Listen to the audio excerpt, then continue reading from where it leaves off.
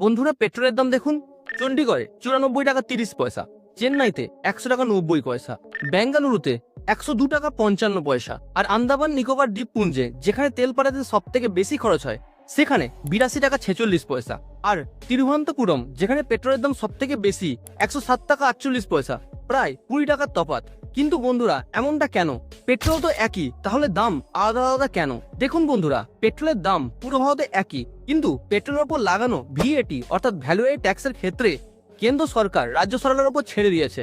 অর্থাৎ রাজ্য সরকার যত ইচ্ছা তত ভ্যালু এডেড ট্যাক্স নিতে পারে। আর এই ভিএটি চণ্ডীগড় সরকার সব থেকে কম নেয়, তাই তাদের ক্ষেত্রে পেট্রোলের দাম কম। আর তিরুবনন্তপুরম সরকার পেট্রোলের উপর ভিএটি অনেক বেশি পরিমাণে নেয়, তাই তাদের পেট্রোলের দাম অনেক বেশি।